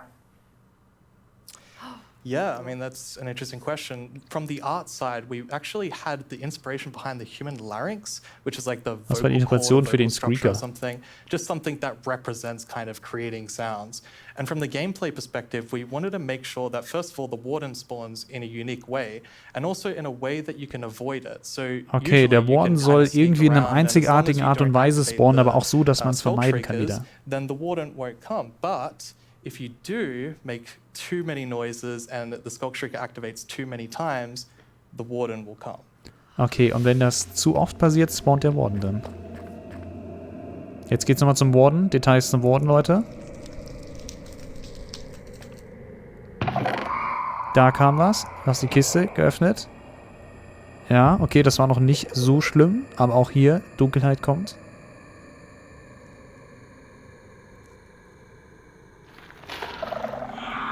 Und das abgebaut, aber da sind noch mehr Squeaker in der Nähe. Oh oh, und das war ein bisschen zu viel. Der ist aus der Erde rausgekrochen.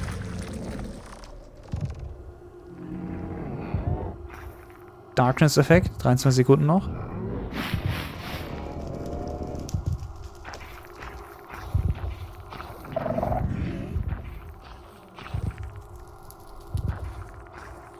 Er ist aber schnell weg.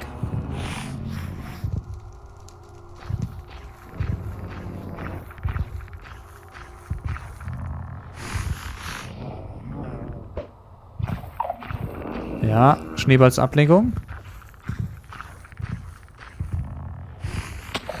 Das war nicht gut.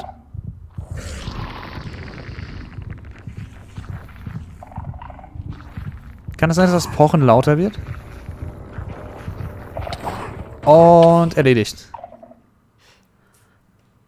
I'm kind of back to thinking that the Skulk family is very adorable and sweet after seeing that. Wow, there is a lot there, Brandon. Definitely a lot to unpack. I mean, the first thing is that the warden actually emerges underground. So that means you know that wardens are kind of in the deep dark, in the walls, under the floor. Der Warden steckt in den Wänden, im Boden drin und kommt dann da raus. So, of course, you can sneak around and try to be, quiet and not to get detected. But unfortunately, the warden's still going to be able to sniff you out and find where you are. And if it sniffs you while you're really close by, then it's going to start noticing you. Wait, so basically the warden is like, smell that? It's happening. Der schnüffelt nach dem Spieler. Pretty much, yes. It's not going to be fun for you. Und dann kannst du dich auch nicht verstecken. Sneaking gameplay, because we haven't really had that before. So, you are in the deep dark, everything's super dark, and you're sneaking, trying to find the treasures, trying to avoid the warden. I think it's something really exciting with that. It's really, really cool. I mean, I think you have definitely upped the terrifying level, Brandon. And I just love how much you've expanded the Deep Dark to feel it's so immersive. Yes, definitely. It's really amazing. Thank you so much for joining us and scaring us half to death. No worries, that's my job. He's our expert. Like, if you want to do something scary, it's like, Brandon. Thanks, Brandon. Bisher haben wir nur was vom Warden gesehen, aber auch noch nicht, was weiterkommt im Agnes, White the Deep Update. Dark is one part, this sort of Okay, very das ist ein Teil. adventurous side of the Wild Wahrscheinlich hören wir das Update, jetzt. which the name is starting to really become clear after talking to Brandon. And then the other part you said is really this more of that beauty and the atmosphere of Minecraft. Yes, so we want to celebrate the wilderness of Minecraft. And one thing we want to focus on is immersion. So when you play Minecraft, we really want you to feel that you're inside the Minecraft world. Actually, like we are now. So beautiful. And we also want to focus or have focused on biome diversity. So we want to find a unique identity for different biomes. For example, the Birch Forest, as you can see in this beautiful concept art. Es geht um Biodiversität, so der Birkenwald. Light and peaceful, and the sun reaches the ground. The trees are taller, and the flowers, things like that. It's really beautiful. It looks very Neues Swedish Birkenbiom. in the Birch Forest. That's true. That's actually a very Swedish forest. Yeah. It's gorgeous. And then you want to add more atmosphere to the different biomes, but there's one biome that you want. I mean, I would say you're giving it quite an overhaul. Okay, es wird auch ein neues Biom überarbeitet. Diesmal waren ja die Berge dran. Und was kommt jetzt? Sümpfe. Our art team is just so amazing. Lass mich raten. Frösche kommen. Here, the atmosphere is really different from the Birch Forest as well. Sümpfe werden überarbeitet. Amazing. So we have another one of our gameplay designers here and our swamp expert, Corey. Und jetzt kommt der Sumpfexperte. Hey, it's absolutely wild to be here. Oh no, Kissenboot. Das hatten wir schon mal in früheren Events gesehen. Yeah, it's very on brand. So you're going to tell us about all of the, there's a lot of exciting things coming to the swamp. So what are we getting? Yes, there are a lot of awesome things coming. The first of which is the boat with the chest in it. Boot mit Kisten, wie schon gesagt oder wie schon gezeigt in letzten Jahren. Manche Dinge wurden mal gezeigt, aber die liegen auf der Warteschlange und kommen dann doch irgendwann. Boote mit Kisten, Leute, als nächstes.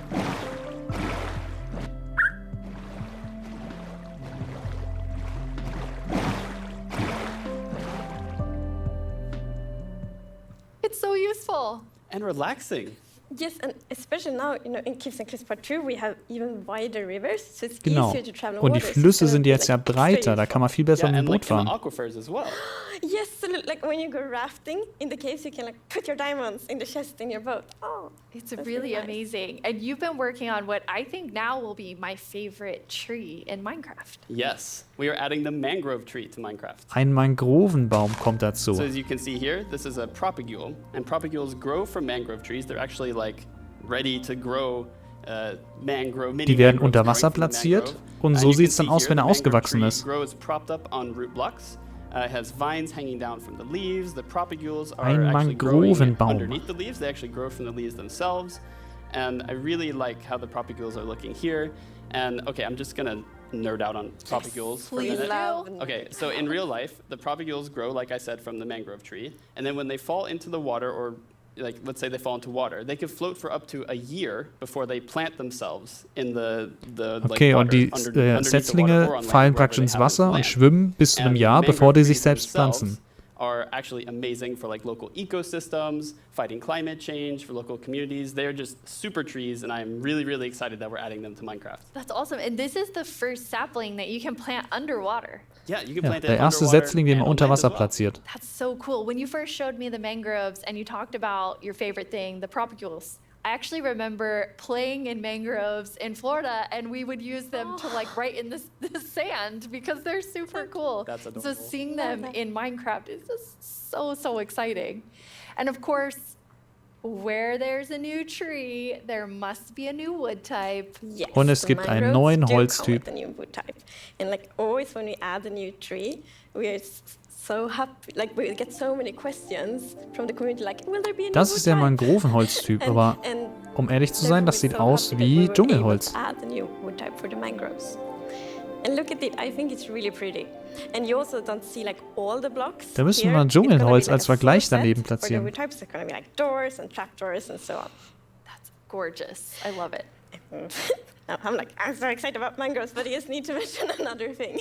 Because we decided to go with like really big roots, and I think those are so cool. And we actually prototyped quite a lot. Und riesige back and Wurzeln. forth, and it was a bit tricky to decide how the roots should look like, as you see in this picture here. But now I'm so happy that we went with the like multi-block roots, because, for example, when you like go with a boat, and then you can go under the mangroves, and I think that adds such Oh, man nice kann da feeling durchfahren am to besten it. noch. Yeah, like in this picture, it's really nice atmosphere. That's beautiful. I really agree. And like when I was testing, I really loved that feeling of like being underneath it, being Yeah. like this huge feeling. Das And Gefühl, I da wanted durchzufahren. more. I wanted to be surrounded by mangroves.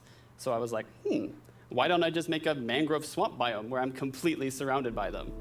So as you can see in this video, walking around, you're just Und da completely ist der surrounded in the mangrove Mangrovensumpf, swamp. aber da It's gibt es just auch noch einen mangroves neuen as far as the eye can Block see, im just like in Boden. real life. And you Schaut have mal, all das the ist kein mangroves Gras. propped up on their roots, growing in the water, so you can take your boat underneath like Agnes likes, and you're just completely surrounded. Torf by the wahrscheinlich, possibility ein of it. Torfblock oder So so. beautiful. Somit sieht es so and, aus. I mean, during sunset, every time I was testing, I would actually like pause the day-night cycle just to watch the sunset in the mangrove swamp. It was super beautiful.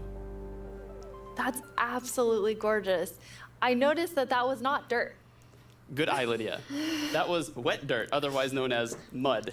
Okay, Wet Dirt That's oder amazing. Schmutz? So you Schlamm. actually added mud to do something really cool. Yeah, so we're adding really Als cool nächstes, renewability mechanics to that. The first Renewable of which Mud. is if you take a dirt block Wasser auf and pour a Erde. water bottle on it, then you can get more mud. And then the other one is if you take your mud block and you stick it on top of the dripstone, it will sort of like drip the water out of the mud and eventually dry it out, which turns into clay. Okay, man kann Clay herstellen. Clay. Like I always need more bricks. Man kann Clay Yeah, your local mason herstellen. is going to be Endlich. super happy with you there. Finally. That's actually true. I Clay have this farm. one mason, it's diamond tier mason in my village, and I always trade with them. You're taking a villager's job. They might be a bit Das upset Wasser now, wird but vom still Dripstone renewable rausgezogen clay. aus dem Yeah, it's Schlammblock really, und der really cool. Schlammblock And you're wird zu also Clay. using mud to make a new block. Yes, we're also adding mud bricks. Und es gibt mud Mudbricks. bricks are a really, really Schlammziegel. exciting like building block. And as you can see here, the brick texture is actually different than the other stone bricks that we have in the game. So they're sort of smaller, more compact, but it is really cool like to build with. It matches a lot of different blocks. Und Slabs And I'm oben gibt es really auch noch excited to welche. build with them. Die sehen aber dunkler aus.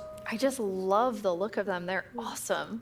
So beautiful. We have a creator question for the two of you. Uh-huh. どうもおこぱにちプチプチです。私からの質問はねこちらになります。どうして泥レンガを追加することにしたのでしょうか。I'm so excited they asked this question because I really wanted to answer it. So the main reason that I wanted to add mud bricks to the game is that I really wanted people to feel like all around the world, there are houses built out of mud bricks. So many people around the world have houses, buildings using mud bricks. And I really wanted people who are playing Minecraft to feel like they could build their home and feel like they're at home in Minecraft. So I'm really glad we got to add them for that reason. Amazing. Yes, and it's so important for us that like everyone feels equally welcome when playing Minecraft. Oh, that is absolutely amazing. Now, so we have like amazing new trees. We have mud everywhere. Neue Bäume, We Schmutz. definitely need something very cute. Jetzt brauchen wir was Cutes wieder. Lass mich raten. Ich würde raten, Because we're adding Frosch. frogs.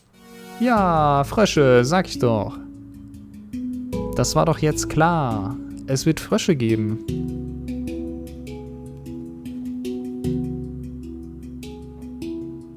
Die hatten wir auch schon mal gesehen, als das erste Mal die Sumpfüberarbeitung gezeigt wurde.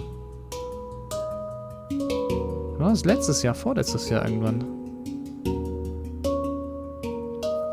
They are cute and derpy. That's the perfect description of them. The croaking is amazing. And did you see the one that jumped like backwards?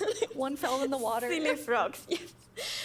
And they do love to jump around, and especially on lily pads, and actually also on big drip leaves, because I mean, the big drip leaves kind of look like lily pads. But the funny thing with that is then when they jump on top of the big drip leaves, it's gonna tilt and then they fall down. One of them did it just. Ja, die hüpfen auch auf Maybe Drip Leaves it's a, drauf, like, bevorzugt frog auf Seerosen.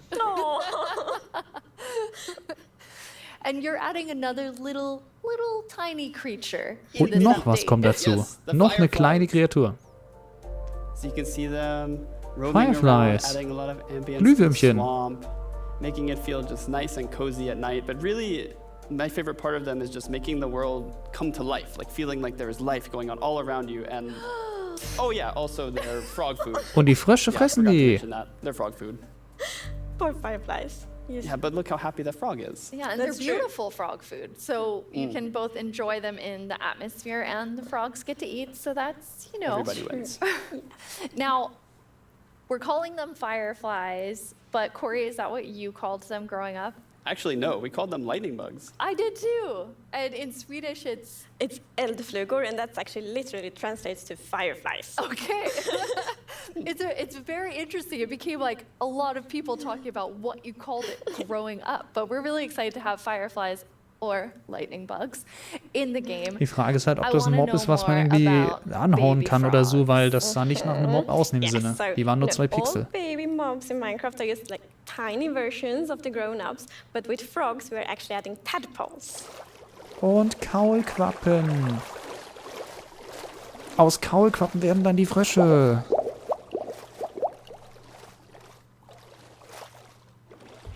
Once again, you deliver on the promise of cute and derpy with the tadpoles. We do. Yes, and you can pick them up in a bucket. Yes, and that's actually Und man extra kann sie in einem helpful Eimer for noch mitnehmen. tadpoles, because we have frog variants, and when a tadpole grows up, it will pick a variant depending on the temperature in the biome it grows up in. So for example, if it grows up in a really cold place, it's going to turn into a snowy frog. Yeah, Oha. as you can see here. Schneefrösche. So the frogs have kind of like 2 main systems. One is the tadpole system, and the other one is the cold-blooded system. So the frogs are like the first cold-blooded animal in Minecraft. Und die sind die ersten In kaltblütigen real life, there actually are frog Tiere in variants Minecraft. that pick a color depending on, or they adapt their color depending Und die on Farbe temperature. passt sich an, je And we wanted to nachdem, have that in Minecraft. We wanted to wo sie aufwachsen. Minecraftify it, so therefore the tadpole's going to pick a variant instead, depending on the temperature. That's so cool. And there are 3 variants. Yes, it's going to be 3 Und es gibt 3 Varianten. What's the third one? The third one is the tropical frog. Und jetzt noch der tropische Frosch, der ist farbiger bestimmt. Bestimmt so richtig gelb. Okay, dann oder eher grauer. And what I really love about the tropical frogs is how just relaxed they look, and they're like blending into the sand almost. They're just so relaxed. Ah, damit die im Sand getarnt sind.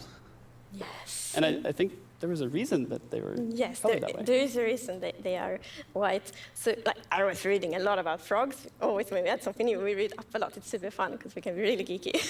And then I learned about the real-life frog that's called gray foam-nest tree frog and lives, for example, in Angola, Botswana, and Kenya. And that frog can actually turn almost white to avoid overheating. So that's like the inspiration for the tropical frog in Minecraft. I love all three of them. And you have these different color variations, but you also have something else special about the frogs. Yes, so each frog variant is going to have something unique that will be useful for the players. But we actually don't even know what that is yet, because we are working on the frogs right now. Okay, die wissen noch nicht ganz genau, was es wird, aber jeder Frosch braucht ein spezielles Item oder irgendwas, was er vom Spieler oder vom Spieler benötigt wird, um damit zu interagieren, aber was das ist, wissen sie noch nicht. I'm very interested to see which one the community loves the most. Or I love them all of them. Yeah, exactly. Thank you so much for joining us, Corey, and taking us into a deep dive of all really cool swamp things. Yeah, happy to be here. Thank you, Corey. Thank you, Corey. I'm just gonna hop on out of here.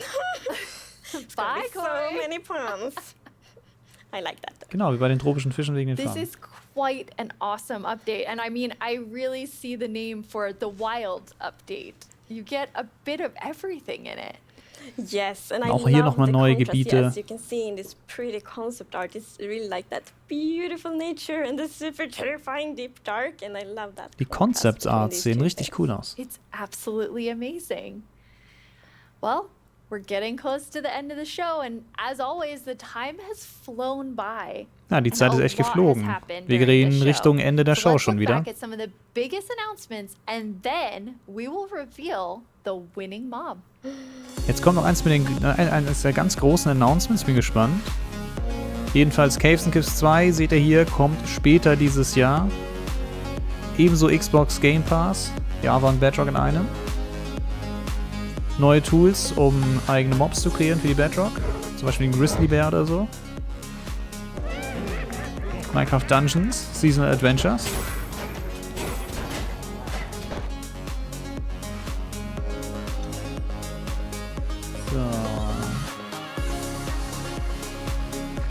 Und jetzt die 1.19, das Wild-Update mit Mangrovensümpfen, neuen Schlammblöcken, erneuerbare Ressourcen für Clay, Frösche.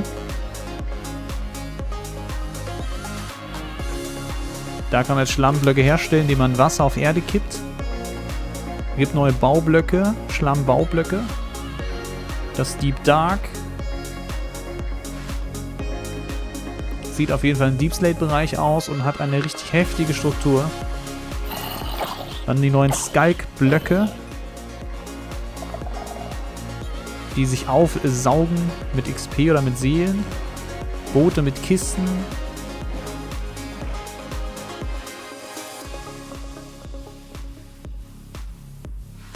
Now it's time to see what mob you chose to add to the game. Und jetzt gibt's die Auflösung fürs Mobvote. Yes, I have them right here in my chest. Wow. In der Kiste, mit der er rangefahren ist. Here you go. Thank you so much. Also die in der Show wissen das natürlich nicht, weil die haben ja parallel nicht auf Twitter geguckt, die sind ja gerade live. Okay, and the winner is the LA. Wow. Und das LA hat gewonnen. So, da die Abstimmung durch ist, es war mein Favorit. So Ihr wisst vielleicht schon mal früher in Streams. When can everyone expect the LA? So the LA will be included in the Wild Update and it's going to be released next year. Next year, the Und das kommt im Wild Update und nächstes Jahr. I can't wait. Thank you Wahrscheinlich wieder im Sommer. much for joining us. Minecraft wouldn't be what it is today without all of you from all of us at Mojang Studios. Thank you so much. Bye.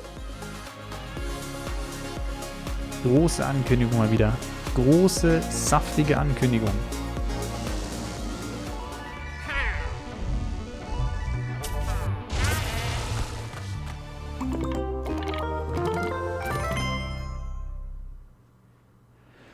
Leute. Da kommen Dinge auf uns zu. Das ist sehr, sehr interessant. Neues Biom überarbeitet. Wir haben Sümpfe, die überarbeitet werden. Ich weiß, ob wir die alten Sümpfe so beibehalten. Das haben sie jetzt nicht gesagt. Jedenfalls gibt es Mangrovensümpfe, Mangrovenbäume, neue Holzsorte und so weiter und so fort. Gewonnen hat das LA. Ich habe echt noch was gesehen, auch von Developern, die auf Twitter, ich will euch ein Video noch zu machen. Vielleicht kann ich das auch nochmal jetzt später spezifizieren, mal ein bisschen genauer zeigen. LA wird 2 Slots haben. Einmal einen Slot für das Item, was man ihnen gibt, und einmal nochmal einen freien Slot, was noch bestimmt werden muss, wie lang das LA dann rumläuft, wie viele Items es sammelt, bevor es zurückkehrt. Jedenfalls habt ihr mir überlegt, was damit noch alles geht. Man kann Wireless Redstone machen. Wireless Redstone, Leute. Weil du kannst das LA ja wohin fliegen lassen, das droppt ein Item und ohne Redstone-Verbindung läuft das. So wie es aussieht, die Show sieht fertig aus. Ich bedanke mich an alle, die dabei waren. Wir werden jetzt eventuell gleich noch entspannt normal weiter streamen, unseren Abendstream machen. Dazu werde ich den Stream neu starten. Ich denke mal, das war's jetzt. Also es kommt auch nichts mehr dahinter, nichts mehr danach. Das ist sehr, sehr nice, Leute. Ich würde dafür aber, denke ich, den Stream einmal neu starten, damit ich das abgeschlossen habe. Und dann sehen wir uns jetzt gleich in Snapshot Survival mit auch euren Fragen, Rückmeldungen und ähnliches. Es kann sein, dass wir heute Abend nicht ganz so lange streamen werden, weil ja noch das Zusammenfassungsvideo gemacht werden muss. Das Zusammenfassungsvideo mit allen Infos, falls ihr die Show verpasst habt, seht ihr morgen um 9 Uhr am Sonntag, sodass ihr, wenn ihr morgen aufsteht, vielleicht steht ihr schon ein bisschen früh auf, dann könnt ihr ein bisschen noch warten, alles nochmal zusammen bekommt. Groß zusammengefasst, sämtliche Details, die werden dann kommen. Und das heißt, wir werden dann wahrscheinlich heute ein bisschen früher Feierabend machen. Der Stream startet einmal neu, dann stelle ich wieder alles um. Das ist jetzt der Modus für die Minecraft Live gewesen. Und ich hoffe, euch hat es gefallen. Ich bin sofort wieder da und bis gleich.